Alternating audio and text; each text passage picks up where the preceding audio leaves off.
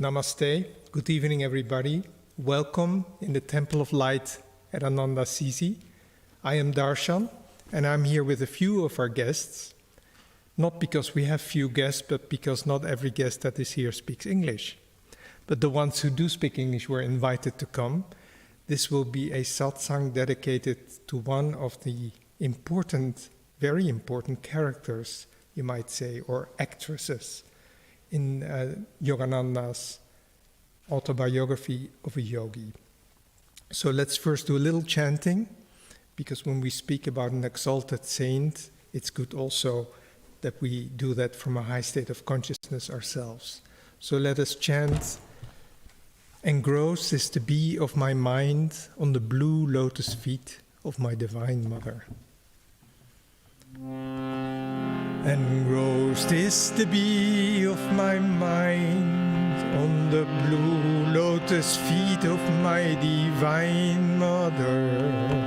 Engrossed is the bee of my mind on the blue lotus feet of my Divine Mother.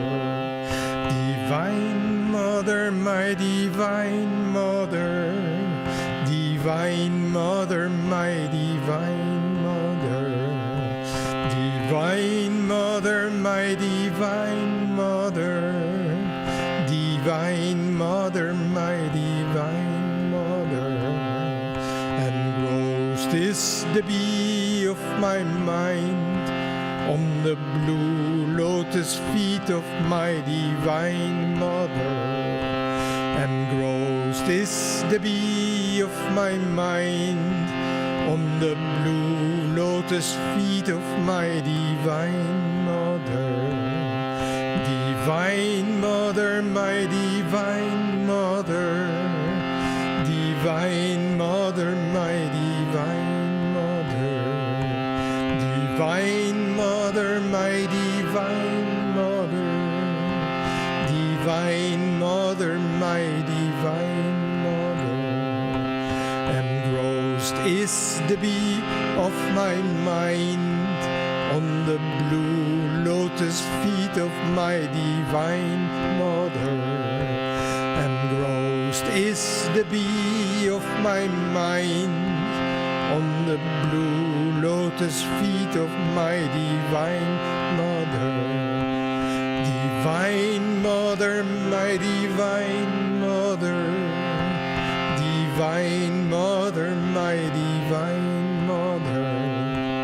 Divine Mother, my Divine Mother. Divine Mother, my Divine Mother. Divine Mother, my Divine Mother. Divine Mother, my Divine Mother.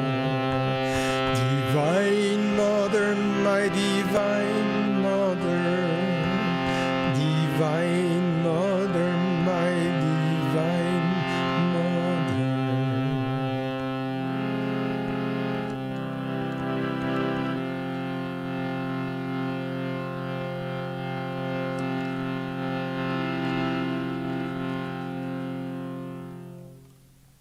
Let's meditate for a minute. Let's attune ourselves to our main source of inspiration for this hour, for this satsang.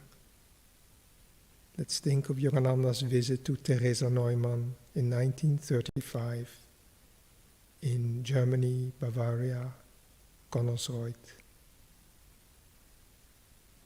And let's follow him, let's travel with him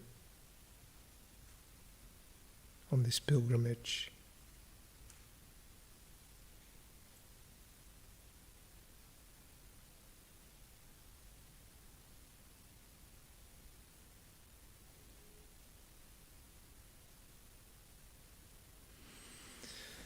Om Shanti, Shanti, Shanti.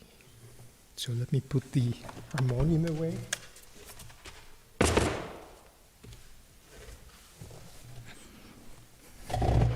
So a few years ago, I was traveling with my friend Gopala.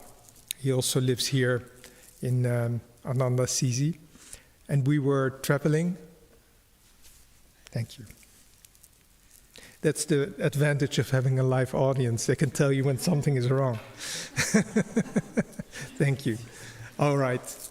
So a few years ago, I was traveling with my friend Gopala, a Guru Bhai, who lives here also at 𝗓𝗓𝗡𝗓, and we were touring for Ananda in different places in Italy, in Germany, in Austria, Germany, and then also in Holland.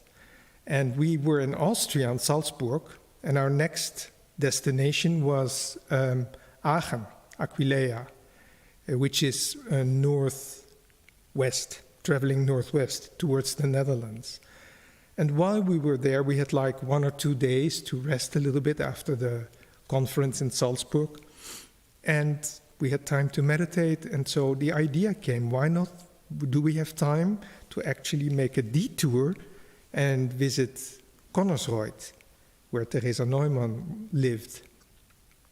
So I did it was a very strong flow that we got into when this idea came to both of us. And so I immediately started looking on the internet, and I started making phone calls.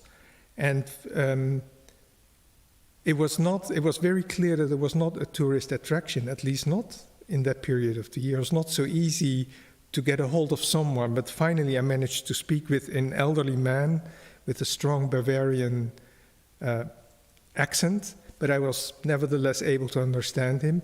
And he said, yes, you can come tomorrow after lunch, I will show you the house. I will open the house for you, and I'll show you in. So, thank you. So, we went there the next day, and one of the things, of course, that we noticed, we were thinking of that we were basically following in the master's footsteps, or, well, he was driving and we were driving. But then, of course, back in 1935, the roads weren't that good. There was no navigator. We had our navigation system. And so he had come, he and his assistant, Dick Wright, and I think another lady, they had landed, let's say, they had crossed the channel from England to France. They had visited Paris, and then from there they went to Belgium and then the Netherlands. But their main purpose was to visit Therese Neumann. So we realized what an enormous, and then cars in those days were not as good as they are now. The roads weren't that good. There was no navigation system. So again, it sort of confronted us with the determination that the master must have had, Yogananda had, to visit this woman. In fact, he basically had undertaken that whole journey because his guru had called him back to India. He was traveling to India, and he could have traveled straight to India, could have taken a ship, and then from Boston straight to India, or from New York straight to India. But he didn't. He went to Europe, and we can try to understand why. Well, of course, he brought his work, his teachings. He brought the teachings of self-realization, of Kriya Yoga, to the West, which means not only to the United States, but also to Europe. And so probably he wanted at least to bring his vibrations to the old continent. And also he had various opportunities to speak in public, both in Great Britain, in the UK, and also, I think, even in Italy. So in any case, they traveled a long way, and we realized that. And when we finally managed to find Connersreuth, we realized that this has been a big journey for them. This must have been a big journey for them. And then we remembered how he arrived there. It was raining, and Therese's house was locked. The shutters were closed. She was not there. And so again, we were thinking, gee, the enormous determination. And we in our car, we call it Sanghi, it's the company car, let's say Sangha, Ananda Sangha's European car. We were then parking our car on the little square there, which is like the village square where also Teresa's house was. And we were there, and we were just imagining, here they were also, the master and his two travel companions, and it was raining, and the house was closed, and they were waiting there under the pouring rain. And then I remembered Master praying, "Why did you take me here, God, if I cannot see her?" And then they receive help, and they are guided to go to nearby, I can't remember the name of the city, but then, because Teresa often visited a friend there, Professor �ฤτzel, who was a linguist, a specialist in ancient languages, Semitic languages, and who had actually identified the language that �ฤżel would speak. �ฤżel, I'm going to call her �ฤżel. Bitte? Eichstätt, thank you. Yes, Tobias is saying they went to Eichstätt, nearby, an hour by car probably, maybe an hour and a half with that car. And so this professor that they were visiting was the one who had identified �ฤżel's speaking as Aramaic, the language that Jesus spoke. He had specialized in Semitic languages, and he was able to recognize that language. And so then finally, we know the story, he got to meet them. We were there, and in fact, after lunch, with great calmness, a man came, an elderly man, and he opened the house for us, and he gave us the opportunity also to ask lots of questions. For some mysterious reason, I was able to understand his German. But and that I will tell you about a little later. Let's first talk about this saint in different contexts. I would think in the context of Yogananda's life, let's say, and his visit to her, and also in the context of the time in which she lived, her own times. It is very important to understand a saint's mission, a master's mission, or even in generally an important person's mission. You have to also understand the context, the historical context, the time in which they live. So regarding Master Yogananda, so she is one of the women saints that he describes in his book. The other ones being Anandamoyi Ma and 𝗔𝗓𝗪, who is another saint who never eats. We know that Teresa never ate. She stopped eating, and she had a, I think, 36-year-long fast, no eating and no drinking. And 𝗔𝗓𝗪 was an unassuming little woman also, who lived, again, also in a place very difficult to reach, somewhere in the Indian jungle. And they also went and visit her. And it's very similar in a way, the story. Both places were difficult to reach. And then, of course, Anandamoyi Ma, and then, of course, another woman important in the book is Yogananda's mother, also a very saintly mother. So you might sort of think of the importance of women in spiritual life, in the spiritual life. Yogananda said about Teresa that she had been Mary Magdalene in her past incarnation. And Mary Magdalene was one of the few women who stayed with Christ, with Jesus, until the end. The men had all run away. They didn't have the courage that the women have, except for John, one of the disciples who was with him under the cross. So he came then in 1935, and he was determined to visit her. Actually, and this is a bit funny, maybe a bit shocking, what I'm going to say now, he wanted to visit two important people in Germany, the other one being Hitler, the then dictator of the country. He requested an interview with him.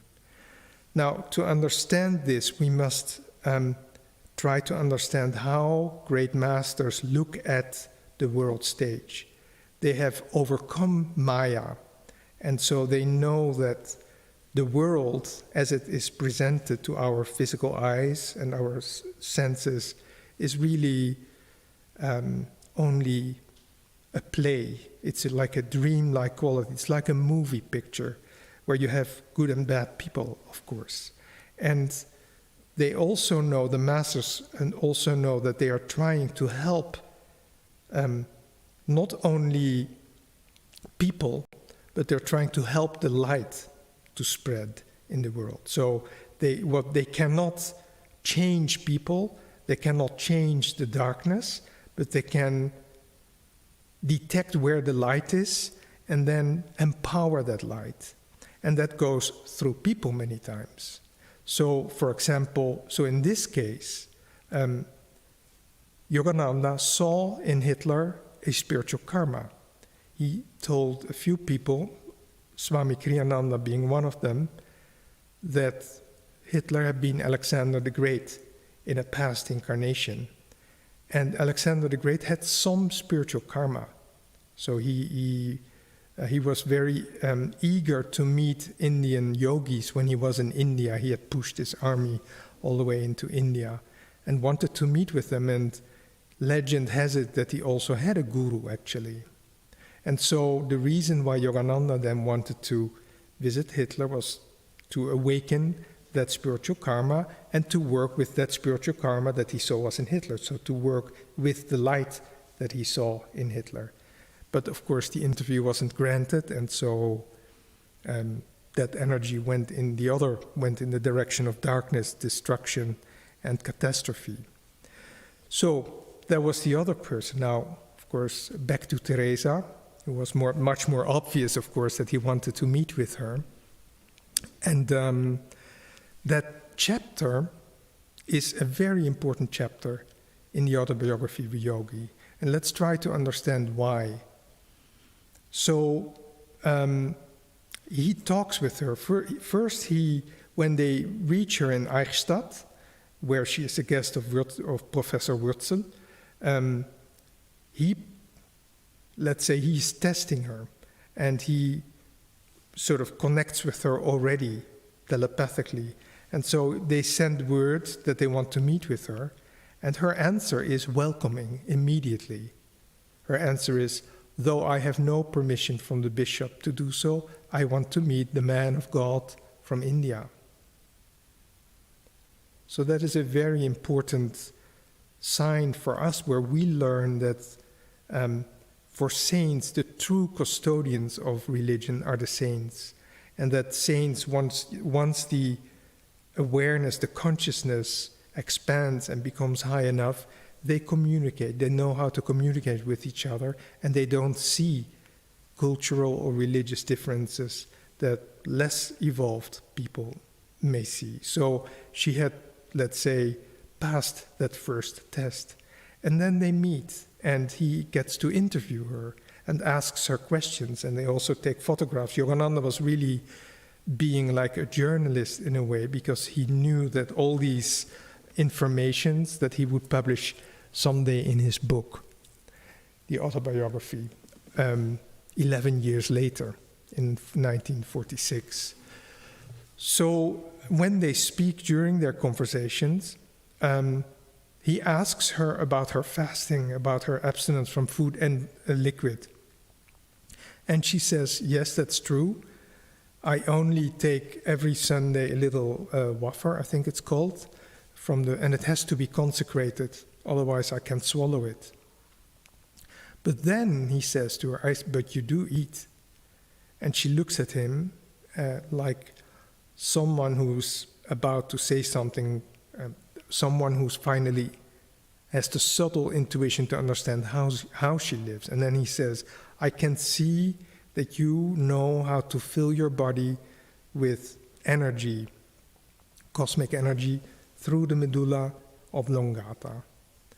And how you know how to draw energy from the ether and from the sun and from the air in a secret, occult, but nevertheless scientific way, through the medulla oblongata. And your words are the living proof of the truth of your life is the living proof of the words of Master. Man shall not live from bread alone, but from every word that comes out of the mouth of God, the mouth of God being the medulla. So, of course, people who study and practice the teachings of self-realization that Yogananda brought know that he speaks about the principles upon which he himself had based the energization exercises. And so when we teach the energization exercise, when we share them, and when we practice them, our purpose, in fact, is indeed to do that what Teresa did, to recharge our body, not just with food, but also with energy coming from the ether. So she looks at him and she's very grateful that he understands.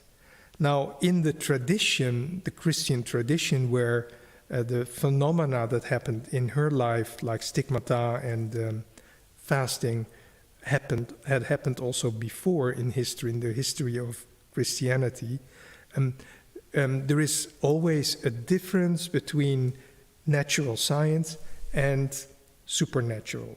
So miracles, in other words.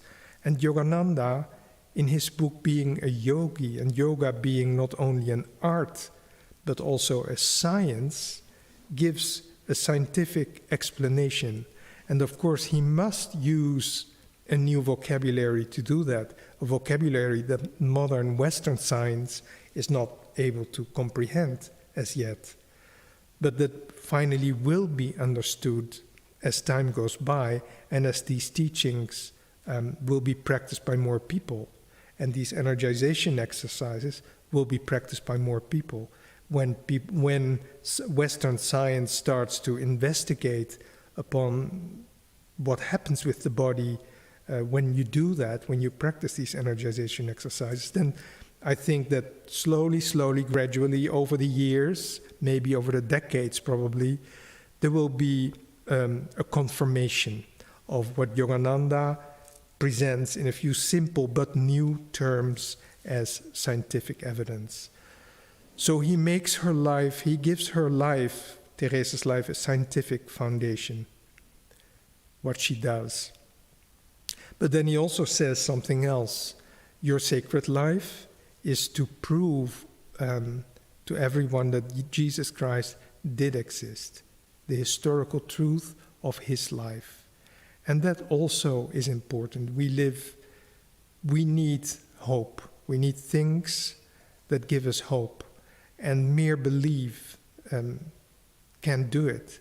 And when you are a Christian, and you're a good Christian, and you go to church every Sunday, but nothing substantially really changes, then then your life can become mediocre, let's say. You can fall into that, what some writer called quiet despair, where your life becomes mediocre and you never really get in touch with that higher consciousness, that higher reality.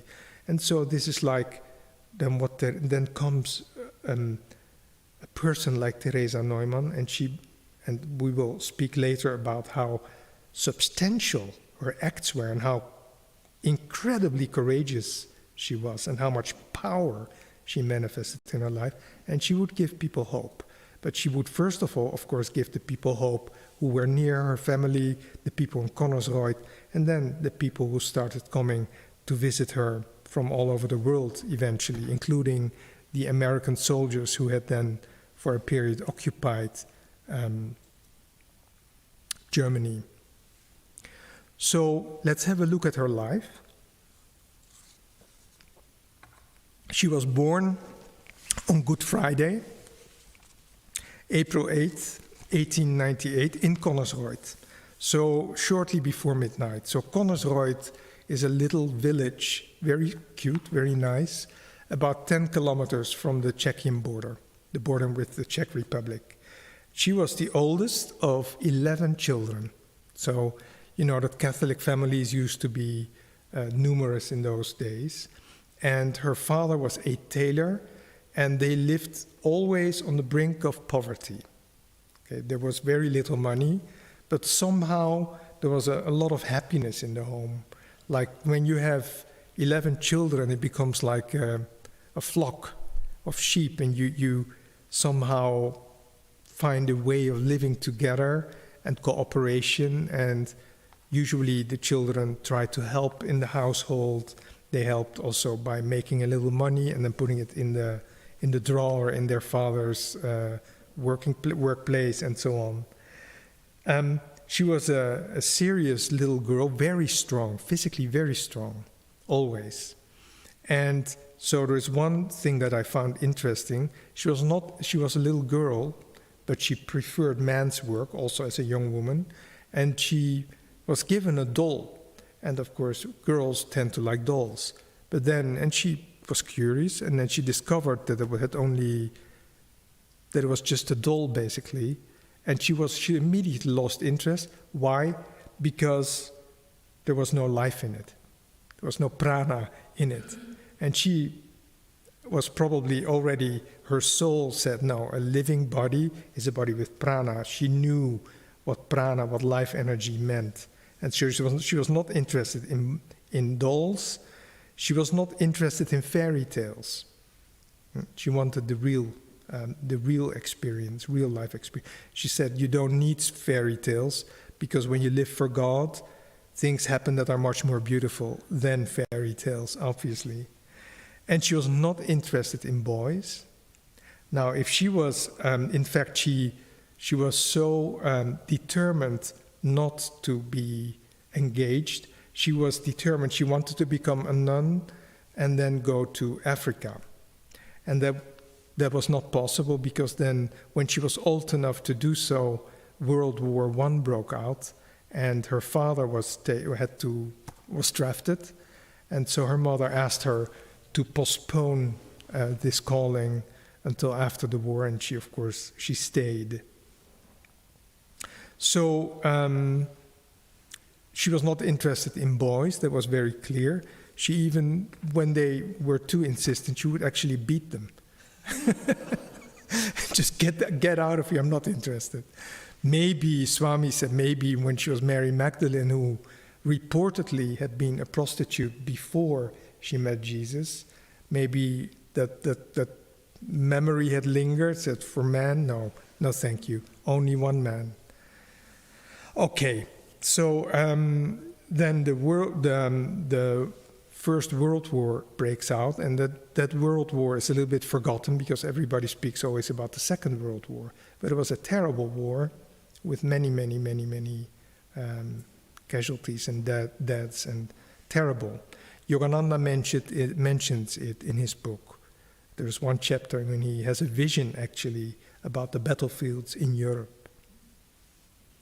So, and then at the end of the war, there is also a terrible pandemic, the Spanish flu, which was much worse than the pandemic that we are going through now. And a number of her relatives in her family became sick with the Spanish flu, and they survived. Now, what happens? At a certain point, she comes home and she sees that there's a big fire, and the house where she works is on fire. So that is very dangerous, because in that little Bavarian village, many houses were made of wood. And so there was a danger that the flames would then, travel and then burn other houses. So she herself took the leadership of there were no firemen, but there were buckets. And she said, okay, we're going to make, what do you call it, a chain, exactly. And they would give the buckets. And she was basically standing on a chair. And the last, I think it was the mayor of the village, was up. So she had to take the bucket and then give it up to him. And it was extremely, strenuous work. But she continued and she became completely wet, of course. And then all of a sudden she feels an excruciating pain in her back.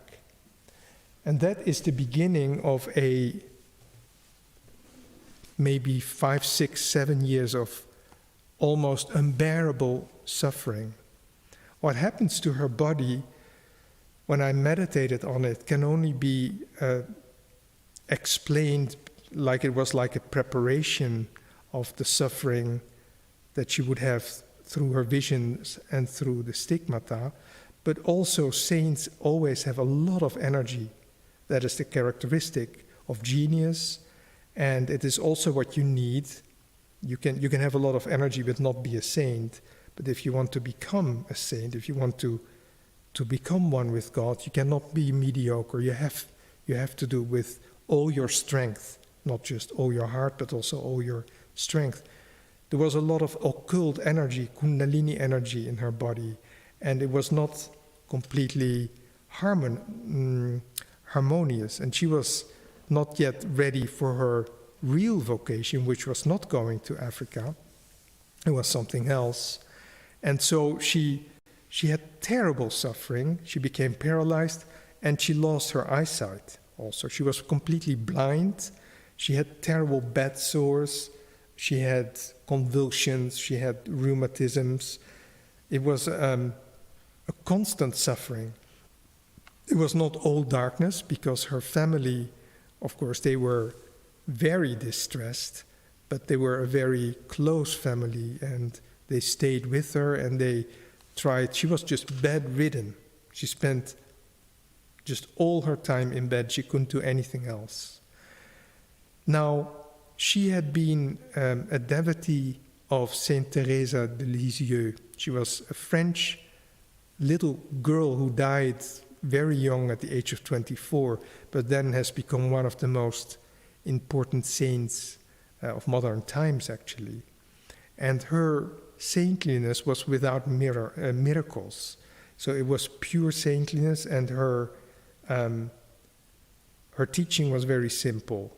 Develop simplicity and childlike simplicity in front of Jesus, in front of God. So this is interesting for us as well. We learn Kriya Yoga, yes, we learn meditation, but deep in our hearts, we don't need to become childish and go around and lose our talents or not become too shy to be someone in society.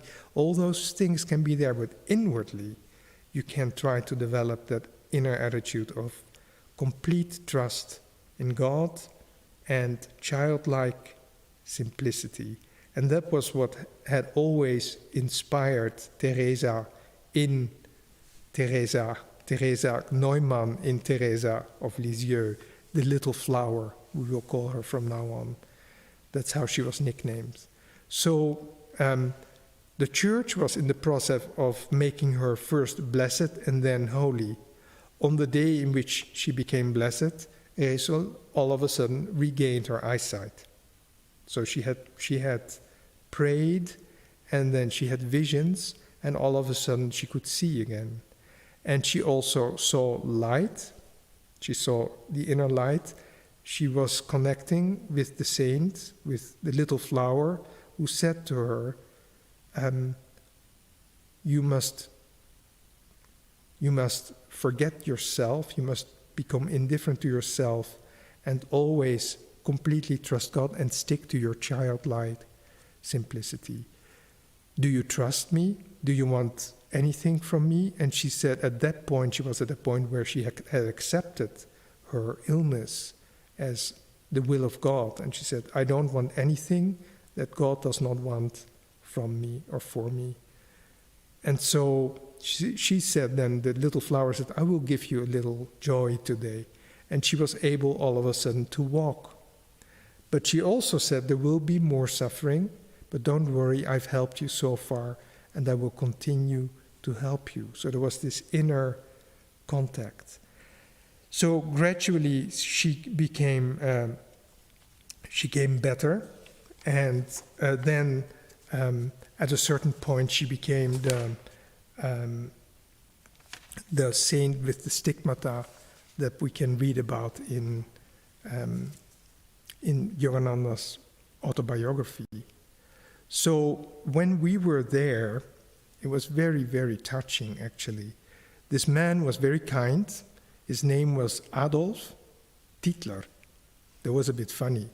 In those days, so he was an elderly man, and he was born during the days of Nazi regime, and a lot of parents called their children after the then dictator of Germany. He was a kind man, and he had known Teresa. So I'd like to say something now about the historical context in which she lived. He told us things about her. He said, one of the things he said was, Hitler was afraid of her.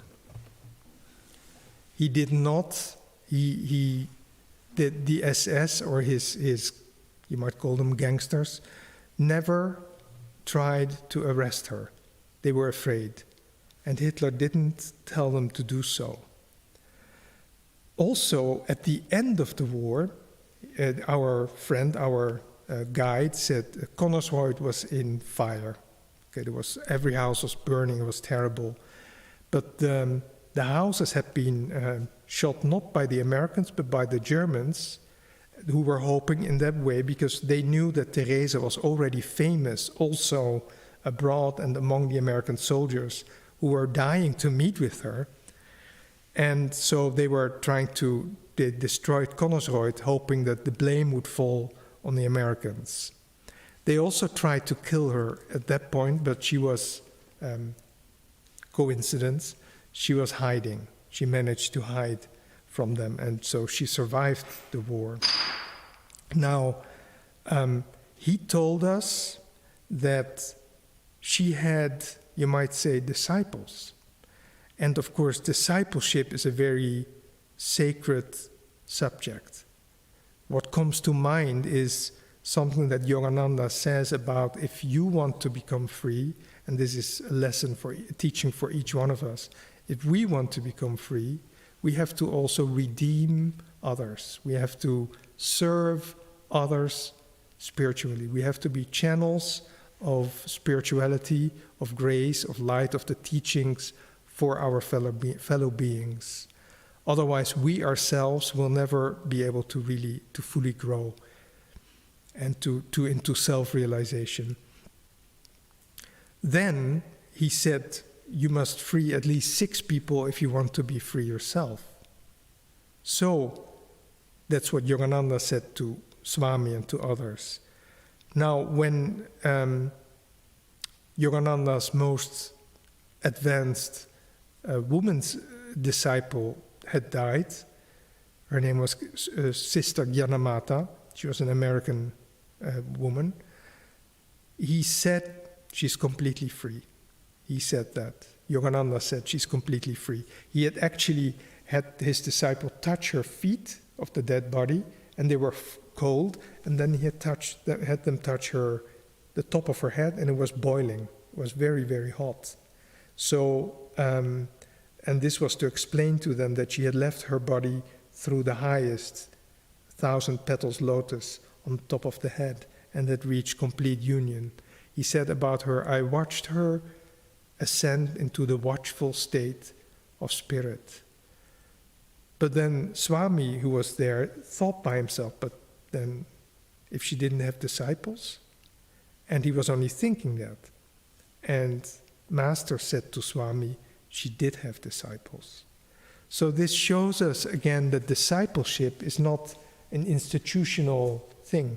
It's a relationship that is very sacred between a self-realized human being and another human being who wants to become self-realized. So did Teresa have disciples? Well, to me, I think she did. There was one man which our guide spoke to us about. His name was Fritz Gerlich. He was a Protestant from Munich. And when he had read about her somewhere in the 20s, he decided to go there and to denounce the fraud. He said, this must be a fraud. I mean, stigmata, come on.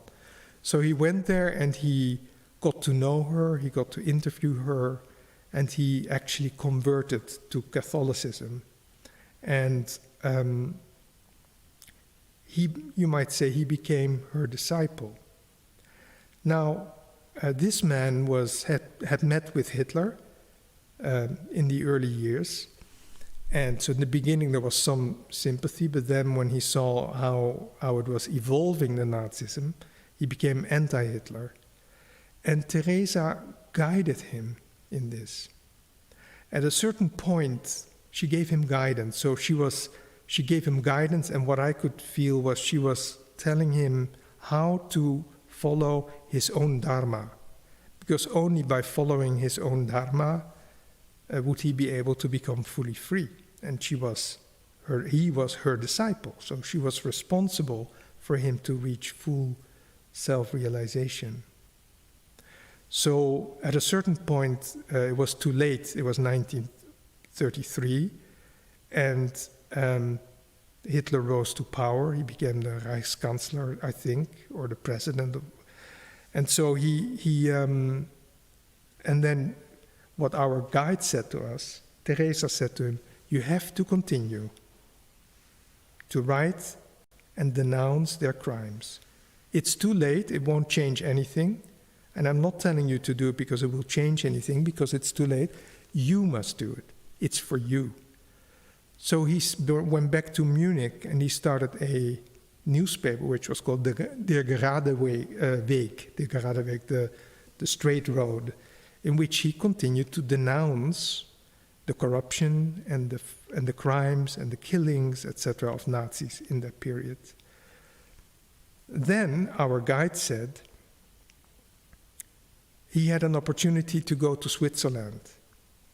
I think his family had already gone to Switzerland. He knew that it was only a matter of time before he was going to be arrested. And he didn't go. He could have gone, but he didn't. And he was arrested, of course, and he was taken to Dachau. And then some months or a year later or so, he was killed without any form of trial.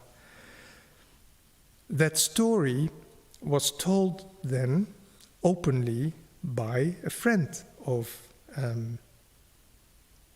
Teresa, of Frits Gerlich. His name was von Lama, and he was also a disciple of hers. He had written her biography. He had also written about other important religious figures from those times. And he was also a disciple of her. And he had the courage to write about it, also guided by her, no doubt. Just saying things as they are. Where everybody, or not everybody, but a lot of Germans in those days, they were, the mass karma can be stronger. Now, this brings us to an important teaching, especially one that Swami Sri Yukteswar says, the stronger the self-realization of a man, the less he will be affected by his environment, and the greater will his influence be on his environment. So these were people who were not afraid to face the lunacy, the madness that was around them. They wanted to stay in truth, and they became, through their courage, no doubt, self-realized people. In fact, Teresa later said that she had seen Frits Gerlich, in Catholic language, I think he said she had seen him rise to the altar of saintliness. So, in front of the house, as it is now, there is like a statue or a monument with names of many, many, many people whom she guided in that resistance. She wasn't afraid. Of course she wasn't afraid. I mean, they could have arrested her. They were afraid of her. She wasn't afraid of them. They were afraid of her. And she wasn't afraid of suffering either, because she had suffered such terrible pains, and she continued to suffer every Friday. So suffering was something for her that was purity. Patanjali says the yogi considers pain as a form of purification. So she guided them in all this. And then she prayed for them, of course. And it was a deep bond of very, very deep friendship in God. So what else did he tell us about, our guide tell us about? Well, he had known her. He had seen her many times. He had witnessed her trance, her ecstasy. And he said, it was not that she saw Jesus, she became Jesus. So when he was looking at her and she was there, it was just, she was completely living, completely identified with her master, with her Lord, completely. And then he said, so he stayed with her until the end of her trance, usually around 4 o'clock. And when Jesus says it has been, I think he says it has been consummated, and then he goes into his 𝗓𝗧𝗦𝗔𝗡, and she says that, and then she falls back on her pillow, and she's dead. He said she was just dead. There was no life in her at that point, no breath, nothing. And then he would leave, he would go home, he was young. And then a day or 2 days later, you could see her again with her shopping basket, going shopping. So another thing that shows the strength, I think that if you think of the 8 manifestations of God in her life, I would say strength would be one of the most important ones. She was very cheerful, very simple of character. She didn't like at all the publicity that was around her phenomena, the phenomena that she displayed on her own body. She didn't like that at all. And she preserved her childlikeness, if that is a word. She was simple, she took care of birds, and she always tried to help people, to help children when they needed it. She was there to serve them, to give them food, and she was always taking care of other people. Her desire to become a nun and go to Africa was satisfied in a different way. When the Americans came and freed 𝗏𝗏𝗏, they immediately, everybody wanted to see her. They had already known about her. And they came to see her, and it was very warm. It was a very warm contact. And she immediately put them to work. There was a picture where you could see them together, and the church in 𝗏𝗏𝗏 needed a new, I can't really know what it is, a top on the tower. And so she said, well, you have helicopters, you must help me. And so there was like this big thing, and then you could see that with the helicopter they were taking it on top, and other soldiers were there trying to fix it and so on, and she was watching. And so, but there were a lot of African Americans among those soldiers, and she especially connected with them, and in that way her desire to help also people who in some way had, they didn't come directly from Africa, but maybe their grandparents had come from Africa. Okay, so I think I've shared more or less everything. So we came into the house. Of course, it was a very powerful experience, not phenomenal. It's not, I had the same when I went to, well, we live in Assisi, and we have the grave of the tomb of St. Francis nearby. That is also a very powerful place. And we know that Yogananda went there, and he prayed there, and he had a vision of St. Francis. So I once went there alone, or no, I think I was with my partner, and we sat there and we had a long meditation actually. So it was not like sitting there and saying a prayer and then move on. We just sat down and we did Kriya Yoga. And while I was doing it, I never really noticed very much. But later on, during meditations that came later during that same week, I realized the blessings that I had received by practicing Kriya Yoga in that particular place. Unfortunately, it was not possible to do that in her house. We were shown the entrance, we went in. On the left there was a room that was turned into a little museum where you could see her clothes, and you could see the blood stains, and you could see letters that she had written to her, to people to help them. I heard one story of her helping priests that had become alcoholics. And when she was doing that, when she was praying for them, her own breath started to smell of alcohol. She had very powerful ways of helping people, also by taking certain karma on her own body. So we were able to climb the stairs, the same stairs that Yogananda had climbed in 1935. We saw the room where she had her weekly ecstasies. And so like I said, we couldn't meditate in her house, but our hotel was on the same square. It was just opposite her house. And so I just meditated in my hotel room for a long time, and that was also very, very blessed and very, very blissful. So I hope that this talk has awakened some enthusiasm and helped you and myself certainly to gain a little deeper insight into this chapter also of the autobiography. Like I said, it's an important chapter. I would suggest that you read it again very carefully, because Yogananda, part of Yogananda's mission was,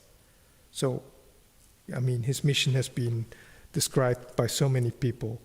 But it is, of course, especially Swami emphasized, he was the avatar of Dwapara Yuga, the age of energy.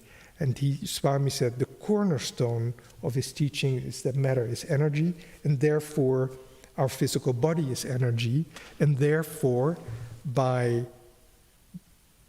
certain scientific yoga techniques we can learn to identify more with energy and less with flesh.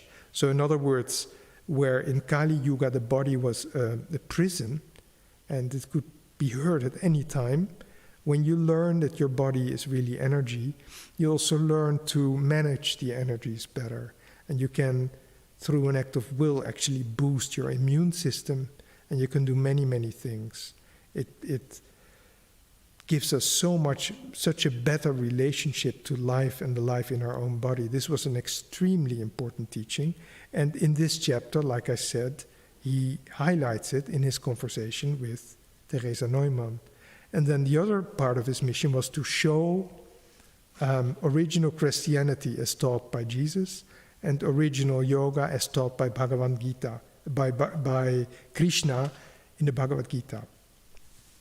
So he has written, Yogananda wrote so much about Christ's teachings. He called it the second coming of Christ, part of his teachings, not because he said Christ is going to come back on a cloud and everybody will be saved all of a sudden.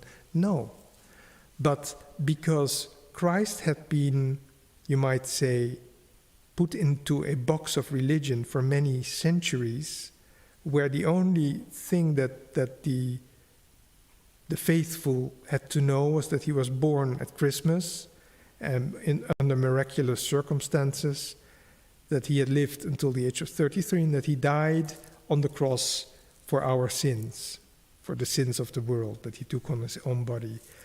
But what he actually said, what he actually taught, you don't see that much. Even when you see paintings, there are beautiful paintings, but it's always about the crucifixion and the deposition and sometimes the resurrections. But the many things that happened during his life, actually, his teachings, the stories that he told, the interaction with the disciples when he speaks about the Beatitudes, for example, that is never depicted really, because people were just asked to believe something, and that would give them the stability that they then in those days needed. Now, Yogananda makes Christ come alive again, and this was for me personally a very important experience, because I come from Amsterdam, the least religious city in the world, you might say. My parents were not religious at all. I was not baptized, but I had a spontaneous love and interest for Jesus as I was a child, and I asked my father to take me to the Catholic church that was the parish around the corner near the house where I grew up, and he was kind enough to take me there and to explain the pictures, the paintings, which was, guess what, it was the Stations of the Cross. So it was again Jesus being crucified. But when I close my eyes, I can see those pictures as if it were yesterday. Well, I was 7 years old, but I can still see a light in the middle of those pictures, and that was my Jesus. And then during the puberty, I had developed other interests, to put it mildly, and I forgot about it for a while. And then it came back when I first visited St. Peter's in Rome, and Rome in general. So then I started to look for spirituality, for spiritual path, and of course I was attracted by Oriental teachings from India. Ramana Maharishi attracted me a lot. But then when I first saw the picture of Yogananda, I knew that was my guru immediately. And when I asked my friend who was with me at that time, who is that? He said this. He said, that is Yogananda of the Christ consciousness. So I had two things together at that point. Ramana Maharishi, who was a great sage, a great master, never spoke about Christianity. He was completely Indian in that. But Yogananda did speak about it. So I had Oriental, the name, Yogananda is of course an Indian name, and then of the Christ consciousness, and those two things all of a sudden united in my heart. And then later on when I started reading Swami's writings, Swami Kriyananda's writings about Christ, Yogananda's writings about Christ, then those teachings and that great master came alive to me. And for that reason, probably also, Yogananda insisted that he wanted to visit this great saint from Germany. So thank you very much. And in 2 weeks, there will be another English satsang, again on Wednesday. So today is the 4th. That will be Wednesday, August 18th, with Arudra, who will share with you stories about community life. And I hope you will be there with us. Thank you very much. God bless you. Namaste.